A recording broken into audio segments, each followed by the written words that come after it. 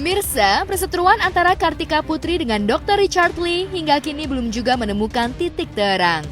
Kendati 1 tahun lebih sudah berlalu sejak istri Habib Usman bin Yahya tersebut melaporkan dokter kecantikan itu ke polisi. Namun hingga kini dokter yang juga YouTuber itu tidak juga kunjung ditahan. Padahal Richard Lee sudah menyandang status sebagai tersangka. Kartika pun mempertanyakan kelanjutan laporannya tersebut. Kenapa posting itu tuh sebenarnya ya kayak menyuarakan aja sih, karena buat aku kan kalau dilihat kasus UU ITE ini kan banyak banget gitu, bahkan yang non selebriti juga banyak dan juga ditindaklanjuti. Aku juga lihat banyak sekali kasus-kasus yang memang yang dilaporkan, seandainya dilaporkan itu fans, itu tuh cepet banget gitu prosesnya, tiba-tiba udah diproses, intinya cepat. Nah, contohnya lagi yang mungkin terkuak naik di media itu kan yang aku lihat Ade yang laporannya Bapak Ahmad Saroni itu kayaknya dibawa, kalau saya nggak salah hitungan di bawah 6 bulan udah langsung ditahan gitu. Terus kemarin yang saya lihat juga kasusnya NM kan juga cepet banget, kayaknya laporannya tahun ini juga kemarin ditahan kan, karena kan waktu saya posting itu posisinya memang diberitakan ditahan. Makanya aku kayak kaget, kok kasus aku dari 2020 sekarang 2022 udah hampir berapa tahun gitu, kok alot banget. Dan juga sampai bahkan yang aku lihat kasus-kasus UU ITE lainnya tuh saksi ahlinya mungkin cuma 2. Ini kasus aku tuh sudah sampai 4 saksi ahli, ahli bahasa, ahli pidana, ahli UU ITE, dan tambahan terbaru adalah ahli dari segi bidang kedokteran gitu. Jadi kalau dilihat kayak apa ya, kok seribet ini sih gitu. Harusnya kan yang saya lihat proses saya tuh sudah sangat lama dan panjang, bahkan kayak orang sekali nggak mediasinya nggak jalan langsung lanjut gitu. Sedangkan saya dischedulin mediasi lagi sampai hampir 4 kali kalau saya nggak salah. Saya ingat banget waktu itu saya lagi ngantar anak saya di Yaman, baru berapa hari saya harus buru-buru pulang untuk kasus ini gitu. Jadi ya buat saya udah berlarut-larut banget ada apa. Terus berkas juga sama, sudah dilimpahkan kejaksaan dikembalikan lagi. Oke, nggak lengkap, dilengkapi, dikembalikan lagi, dan sekarang dikembalikan lagi ke pihak kepolisian, dan akhirnya pihak kepolisian juga dan penyidik sudah melengkapi juga permintaan dari pihak kejaksaan gitu. Jadi ya buat aku bingung aja sih gitu, kok saya merasa seperti ada yang diistimewakan gitu. Makanya mumpung karena apple to apple, saya nggak mau menyamaratakan kasus yang tidak sesuai, tapi kan ini sama-sama UU ITE. Bahkan yang menariknya lagi adalah AD, NM itu satu status tersangka, sedangkan yang aku laporkan ini orangnya, tersangkanya, dia mendapatkan 2 status tersangka dari 2 laporan yang berbeda, yaitu dari laporan aku dia sudah jadi tersangka, dari laporan pihak kepolisian penyidik sendiri pun dia sudah menjadi tersangka gitu. Dan yang parahnya lagi kan dia menghilangkan barang bukti dalam kasus aku. Nah itu yang buat aku bertanya-tanya gitu, kok seperti ada khawatir ada yang dispesialkan. Saya juga jadinya ngerasa kayak nggak nyaman aja gitu. Pengen cepat selesai juga. Positif buat akunya adalah nggak berlarut-larut, nggak harus kayak kemarin harus ada proses BAP tambahan lah, harus tambah barang bukti lah seandainya, atau mungkin banyak juga kerjaan-kerjaan yang akhirnya tertunda karena menunggu kasus ini selesai gitu. Jadi buat aku pribadi minta keadilan aja sih, karena udah capek banget gitu. Udah kemana-mana juga, udah kejaksaan, udah juga ke pihak kepolisian juga udah gitu. Saya cuma khawatir jangan sampai saya dengan sepanjang dan selengkap ini, lebih lengkap dan lebih panjang daripada kasus-kasus sebelumnya, tiba-tiba nanti diberhentikan kasusnya gitu. Jadi buat saya khawatir aja sih, jangan sampai kejadian lalu saya nggak bisa berbuat apa-apa gitu. Lewat Instagram miliknya, artis yang kerap disapa Karput itu pun mengunggah status yang berisi menanyakan kejelasan atas kasus yang ia laporkan terhadap seterunya tersebut. Berbagai cara dan langkah hukum telah dilakukan ibu satu anak itu untuk menyeret Richard Lee ke sel penjara. Ia pun kemudian membandingkan dengan kasus yang menimpa Nikita Mirzani dengan Dito Mahendra yang diduga juga telah melanggar Undang-Undang ITE atau Informasi dan Transaksi Elektronik. Tidak lama sejak Dito melaporkan Nikita atas dugaan pencemaran nama baik, polisi hanya butuh beberapa hari saja untuk menangkap Nikita saat tengah jalan-jalan di sebuah mall. Hal inilah yang membuat kesal artis yang kerap bicara dengan logat Jawanya yang kental. Pertanyaan tuh, kenapa sih UU ITE kan bukan kasus yang berat ya, bukan kasus kayak teroris yang memang harus deliknya sangat panjang gitu, bukan kasus narkoba yang sepertinya sulit sekali. Sama UU ITE yang saya jalani ini kan sama seperti UU ITE yang terjadi di yang saya sebutkan tadi sebelumnya, yang terkait dengan AD dan NM, sedangkan mereka tidak nyampe 1 tahun sudah ada titik terang. Nah, sedangkan saya sudah dari 2020 sampai hari ini tuh nggak ada titik terang. Nah, itu yang pertanyaan saya, kayak ada apa gitu. Saya juga agak khawatir ya, karena lempar sana lempar sini, apa ujung-ujungnya akan diberhentikan gitu. Tapi kan agak lucu kalau seandainya ada 2 status tersangka terus tiba-tiba diberhentiin, itu saya akan mempertanyakan gitu pastinya.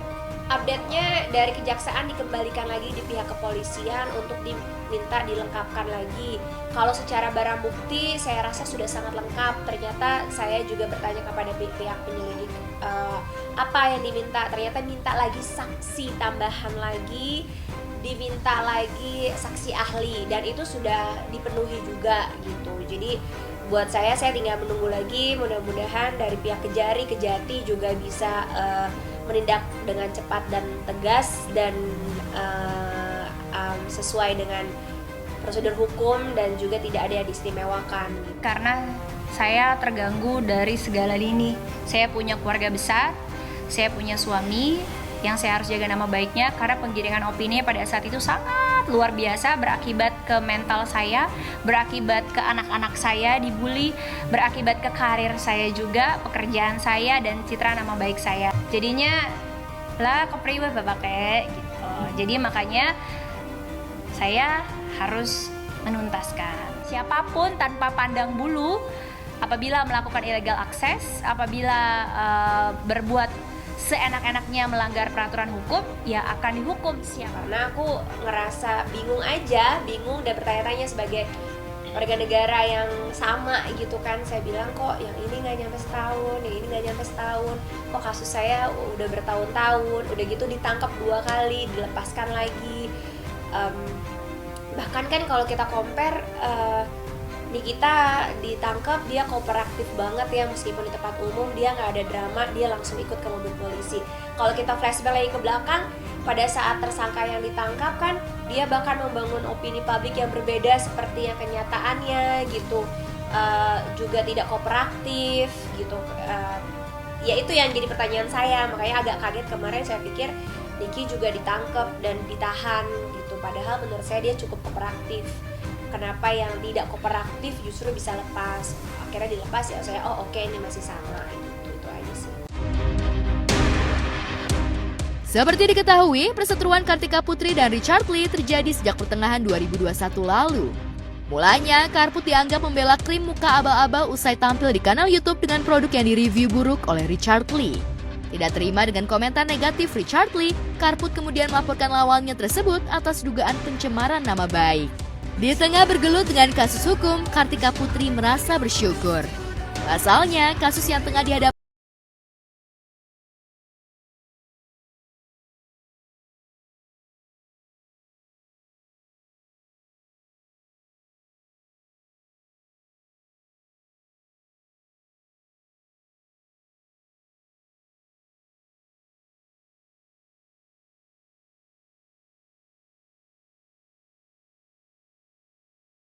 perempuan itu adalah satu kenikmatan dan keberkahan bagi suaminya. Nikmatin menjalanin, ada pahala di dalamnya. Pahala sabar. Pahala sabar. Tahu aja kamu. Iya udah. Ada komentar yang macam-macam. Alhamdulillah istri saya, alhamdulillah segala puji bagi Allah, nggak ada permintaan yang aneh-aneh dan nggak ada permintaan macam-macam. Ada, Bib, cuman nggak denger kali.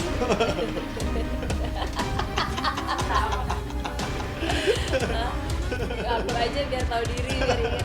Nggak ada sih, kalau aku justru sekarang karena udah masuk 7 bulan, makanya ini rumah lagi berantakan, kayak beres-beresin rumah, terus juga kayak udah mulai preparein barang-barang bayi, terus udah mulai berasa ya Bib ya. Terus kita udah mulai nggak sabaran justru kayak karena ada ponakan yang lahiran, jadi kayak ngeliat bayi itu kayak aduh kapan nih gitu. Jadi akhirnya kita isi dengan kegiatan mulai kayak rapiin kamar, terus yang kamar tadinya suasananya buat kita berdua sekarang udah dibikin ngalah untuk suasana bayi gitu. Jadi warna apa sih?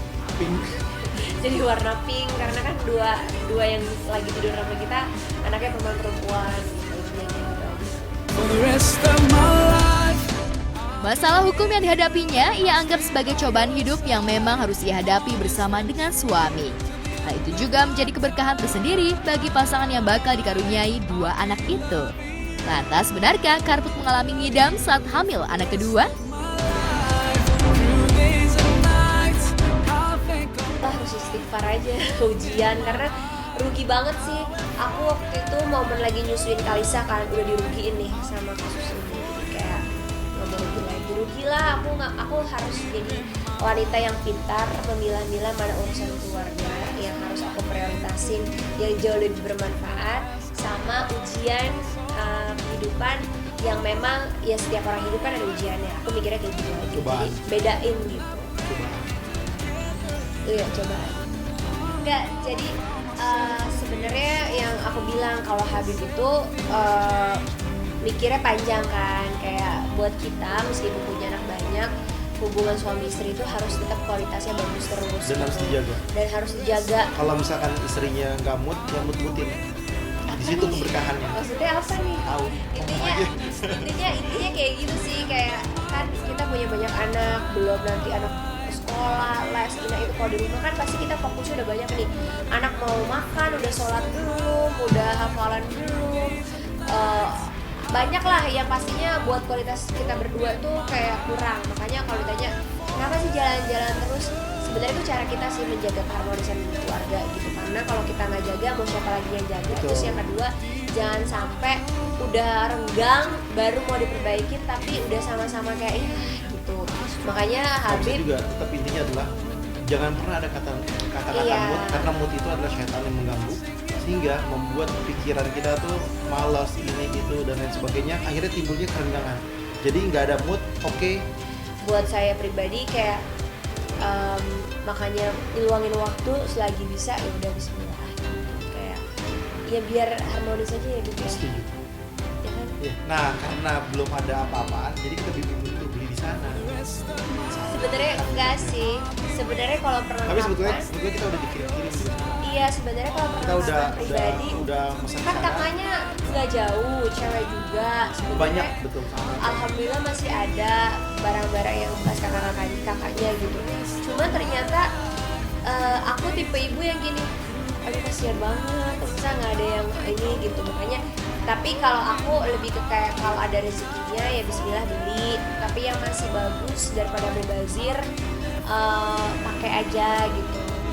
I know it deep in my heart.